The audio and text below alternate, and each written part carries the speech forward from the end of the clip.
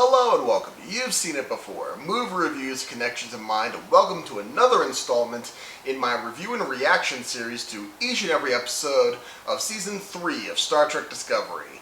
Now, if you've never seen any of my other review and reaction episodes before, this is just my series where I give a brief overview of the latest episode of whatever series I'm reviewing, what I thought worked, what I thought didn't work about the episode, my likes and dislikes, as well as some analysis to certain plot developments and character arcs that may seem familiar to you and where you may have seen them before.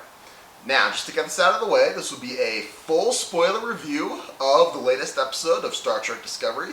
So if you've not seen the latest episode yet, I highly recommend coming back to this video when you have, because this will be full-on spoilers from here on out. So with that being said, without further ado, let's get into Star Trek Discovery Season 3, Episode 3, entitled People of Earth. And as the title implies, after Burnham reunites with the Discovery, they journey to Earth because Burnham received a fragmented transmission from a person claiming to be a Starfleet admiral originating from Earth. And of course, going back to Earth, not only do they want to see their homeworld again, but they also hope to, at least, if not find whatever remains of the Federation, but the remnants of Starfleet Command, assuming that it's still on Earth. And with the Spore Drive, they were able to journey to Earth, a journey which would have taken who knows how many months or years with regular warp drive. So they were able to get here, of course. But when they get to Earth, they're in for a rude awakening because Discovery is confronted by not only is Earth protected by a rather large energy shield, but several ships approach them and demand to board their ship, claiming to be part of the United Earth Defense Force. And it is revealed that after the burn, it was assumed that since a large portion of the ships that were destroyed in the burn were Federation ships, that this was a targeted attack of some kind on the Federation and on Starfleet. And so the Federation headquarters and Starfleet headquarters uprooted from Earth to who knows where at this point, and now Earth stands alone, being constantly hounded by dilithium raiders, the most recent of whom, we were informed, is a party led by a man named Wynn. And when Wynn decides to crash the party, sensing that Discovery has dilithium, it is the forces of the United Earth want to attack these raiders, as they have always done, but Saru is insistent that a dialogue try to be reached between these parties, because that is the Starfleet way, of course. However, because Burnham goes on a bit of a rogue path, as she and Booker have their own ship in Discovery's shuttle bay. They launch it with Discovery's entire supply of dilithium, and they were able to trick the Wynn, the raider, into lowering his shield so they beam him aboard their ship, so that they now force this raider and the head of the United Earth inspection team that's on Discovery to have a dialogue. And it is revealed that these raiders are in fact human. They are not alien. They were in fact settlers on Titan, and because there was some sort of disaster on Titan, they lost a lot of people, a lot of supplies, and technology. They went to Earth seeking help from Earth. But because United Earth is now in a shoot first, ask questions later approach with all these raiders, they destroyed their peace the people of Titan's peace envoy without knowing who they were, assuming they were a threat. And so the conflict escalated. It was all a misunderstanding, and the people of Earth and Titan are able to join once again and broker a deal because of the Discovery's intervention, and is now the first building block to building back up the Federation, hopefully. Also, there's some personal conflict in this episode between Saru and Burnham, because while Saru is Burnham fully supports Saru becoming the formal captain of Discovery at this point. Saru wants Burnham to be his first officer, his number one, but because Burnham spent that year in this dystopian future, she says she's now a changed person, and she's trying to get used to these things. She's not quite used to. It's so familiar and yet so far away, she says, and there's a personal tension.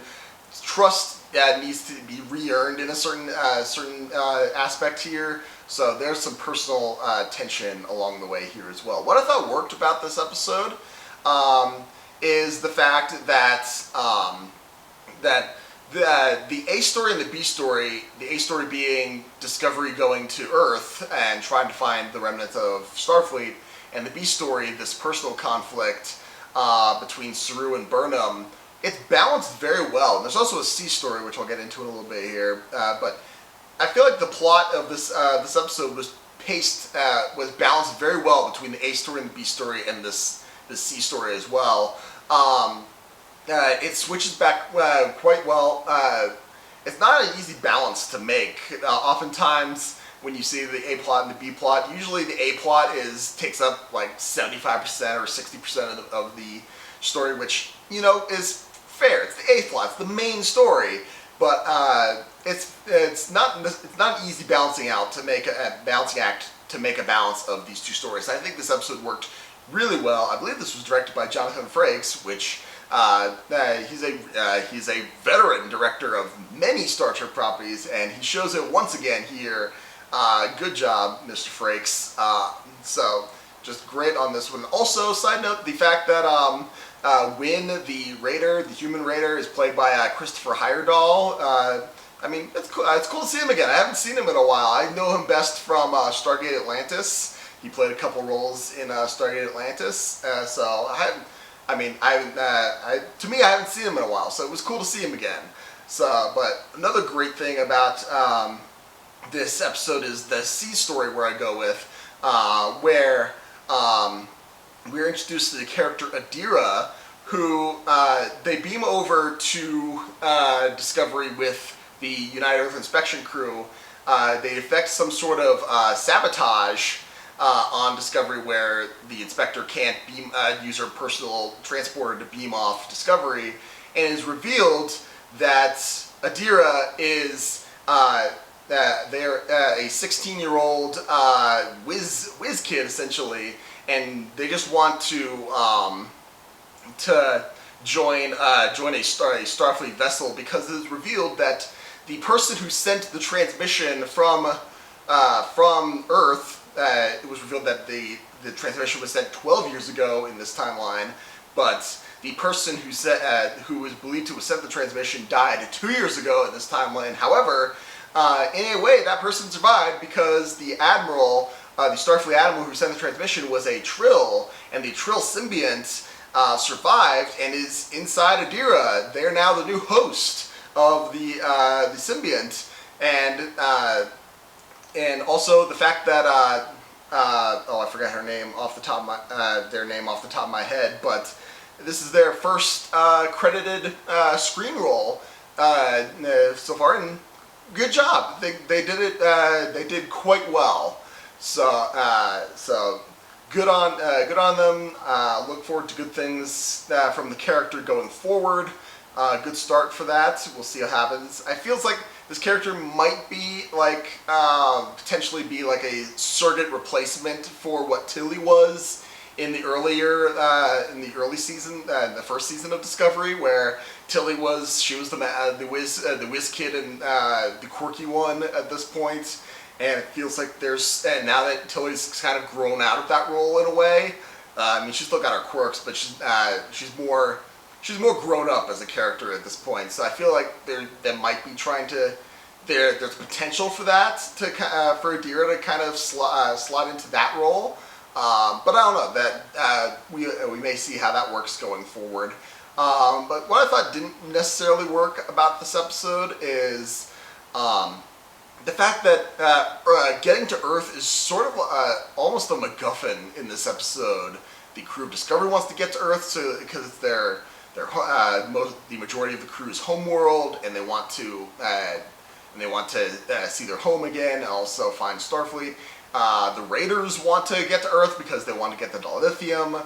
But when the actual getting to Earth is only the last 2 or 3 minutes of the episode, and it's kind of there. We get the big pull-out shot of San Francisco, and it's cool to see 32nd century Earth at this point.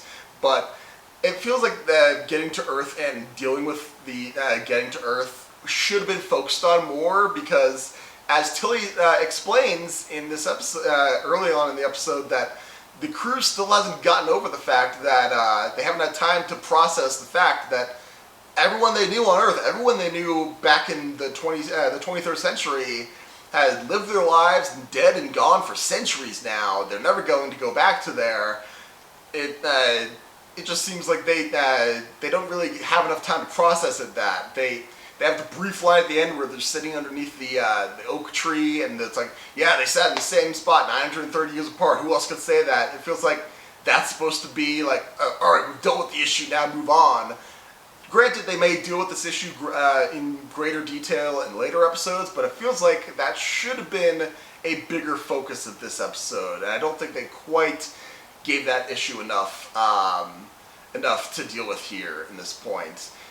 It's kind of like how it may hit them later on, and kind of like how they did it in the first season of Battlestar Galactica, where by the end of the first season, or the first or second season, I guess, they have a couple episodes where they start to deal with the fact that it's finally hitting them, that everything they knew is gone.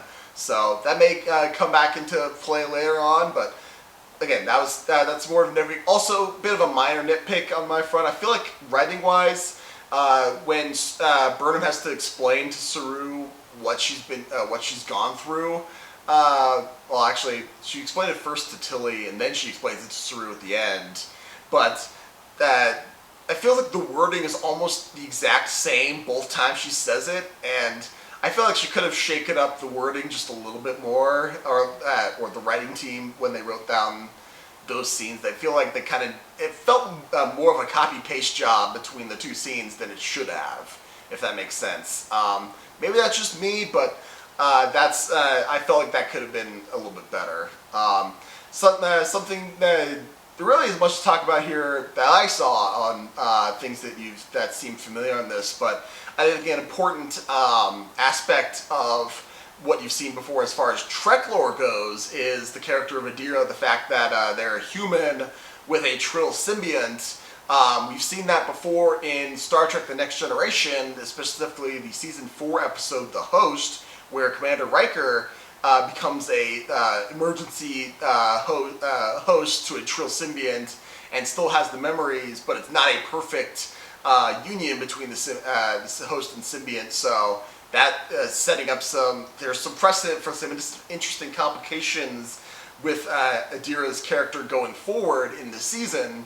So we'll see how that goes. But overall, that was really the main thing I saw that was similar to what I've seen before, but I probably missed something. Let me know in the comments down below. Also, what did you think of this episode? Did you like it? Did you not like it? Again, let me know in the comments down below. Thank you so much for watching. I appreciate whatever audience I can get. If you liked this video or any other video on my channel, please give me a like, share, and especially subscribe. I'd very much appreciate it. Be sure to tune in next week for my next reaction video, and yeah, you guys are the best. Thank you so much for watching, but just remember, there is nothing new under the sun, and yes, you have seen it before.